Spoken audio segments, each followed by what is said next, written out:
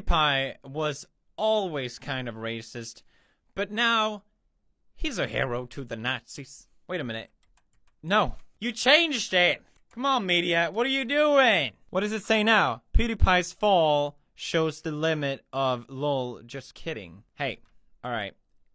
Emma Gray Ellis, may I just say that if you're going to call someone a hero to the Nazis, you may want to double check if that's true or not. Because afterwards, you can't go, lol, just kidding. The amount of cherry picking that the media came out with after this whole thing to prove this narrative that I am somehow an anti-Semite was beautiful. Please keep doing it. It's hilarious. Vox Media posted this, unironically. Arguably similar to Nazi fashion. Recently, he has been wearing Himmler-style glasses and sporting a fasci, slang for fascist, Hitler Youth haircut. Vox, you got me. Damn it. I didn't want to admit this. I didn't want to talk about this. I love Korean fashion. I love K-pop. That's why I dyed my hair. I'm going through a midlife crisis here, okay? I want to be a K-pop star. J.K. Rowling is calling me a fascist. Why? I guess she read it off a headline and sort of went with it. Well, I read on an online article that you once said in an interview that you found dressing up as a Nazi arousing. I read that on an online website, so it must be true.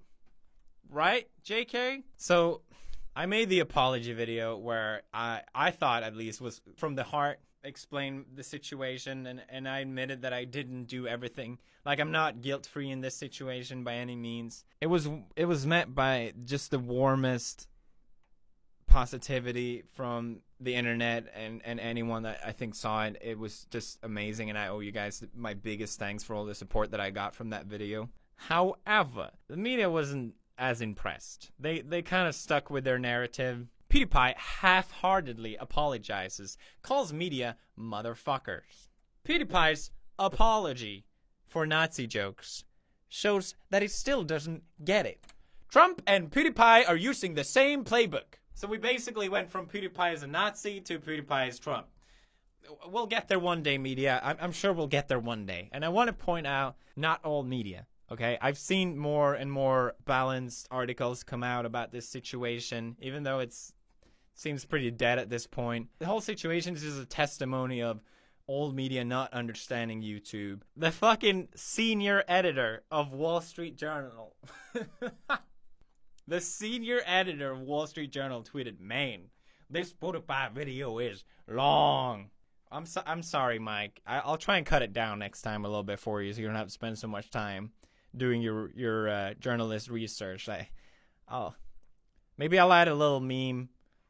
And maybe that'll make it more interesting for you. I don't know. Senior editor, huh? How about that? Let's get into the Wall Street Journal thing. There's one thing that I wanted to talk about that I didn't really do in my last video, which was the fact that Wall Street Journal went to the brands that I work with before they came to me for a comment. I know this because they didn't just talk to Disney and YouTube. It shows to me that they were just after making the strongest headline and the strongest story that they could get without any regards of what kind of damage they would do in the process. I mean, why would Wall Street Journal care about minimizing harm? It's not like it's one of the 4 major sections in the journalist's code of ethics.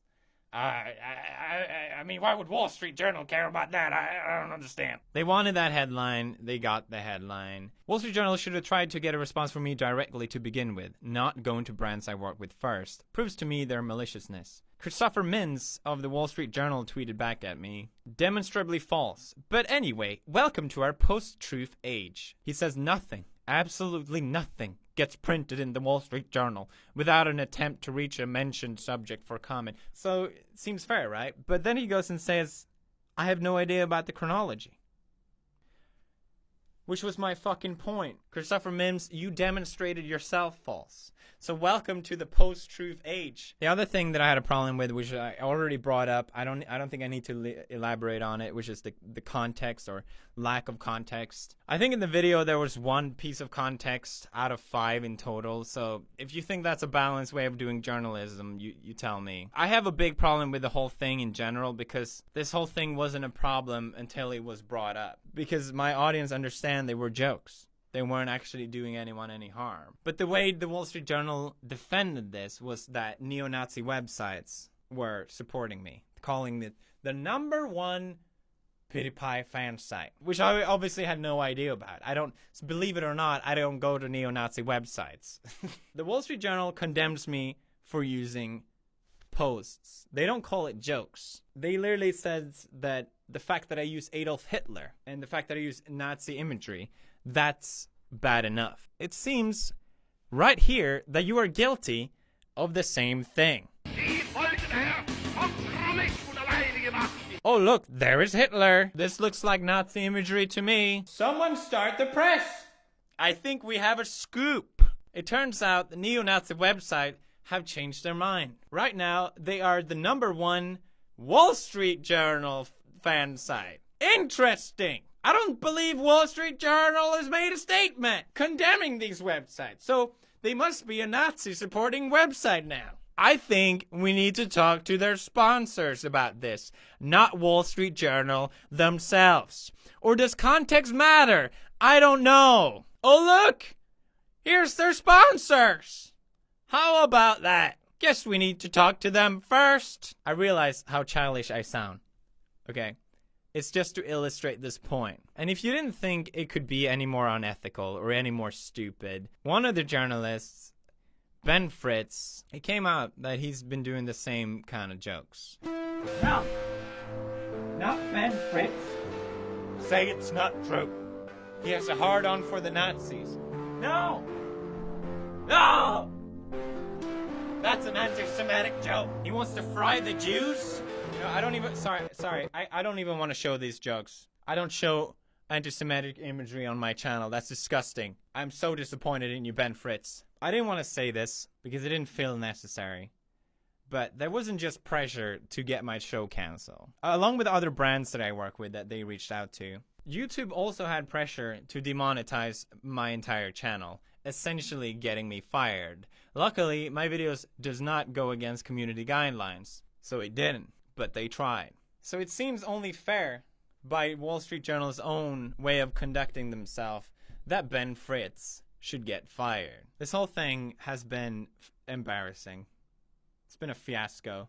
It doesn't make me happy when I find like these things out. It makes me sad that this is the world we live in, where people make articles about people making jokes that they make themselves, trying to get their lives ruined. A thing that I saw a lot on the media was that because I said Wall Street Journal did this attack on me, and people just didn't believe me, like what does Wall Street Journal has to gain from that? Or they're such a different organization, like they have nothing to do with what I do, so it wouldn't make any sense. Well, here's a graph showing the trust in media going down based on age. I assume that pieces like this is not helping with that. Here's a graph of the newspaper ad revenue from digital and print, showing decrease of revenue in the media. Oh, okay, so Wall Street is losing influence and income. I wonder who's gaining that right now. So what does Wall Street Journal has to gain from doing a piece like this on me? Nothing. Nothing, obviously. I mean, why else would they put the article behind a paywall twice? So Wall Street Journal is losing revenue. Maybe I should buy the Wall Street Journal. Actually, I don't know. It seems like a failing business to me.